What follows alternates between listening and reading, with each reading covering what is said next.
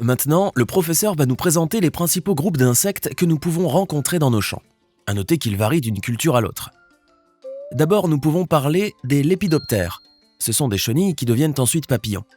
Au sein des lépidoptères, on peut citer Helicoverpa, qui cause de gros dommages sur le coton par exemple, en s'attaquant aux capsules, mais aussi à la tomate en perforant les fruits.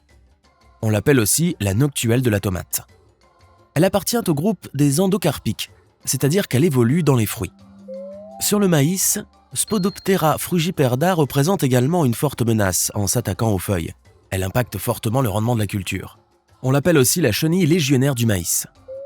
Les piqueurs-suceurs peuvent causer d'importants dégâts par leurs piqûres sur les plants qui leur permettent de se nourrir.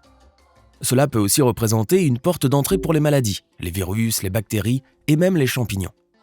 Parmi eux, les pucerons, les mouches blanches sont bien connus, ainsi que les mirides qui attaquent les cabosses de cacao en particulier.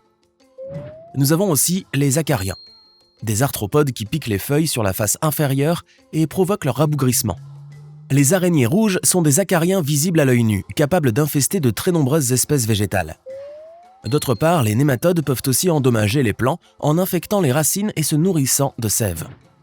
Ce sont des ravageurs du sol microscopiques, ils sont donc invisibles à l'œil nu. Il faut souligner que certains insectes peuvent présenter un caractère invasif, c'est-à-dire qu'ils se reproduisent très rapidement et peuvent causer des dégâts significatifs.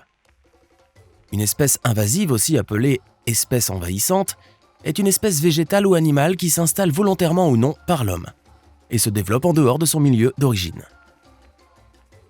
Certains autres insectes prédateurs de ces ravageurs constituent ce qu'on appelle la faune auxiliaire ou faune utile. On peut citer par exemple la coccinelle qui se nourrit de pucerons. La faune utile peut faire partie des mêmes familles d'insectes citées précédemment, mais n'est pas nocive, voire même a un effet positif sur la culture. Il faut donc chercher à les préserver au maximum.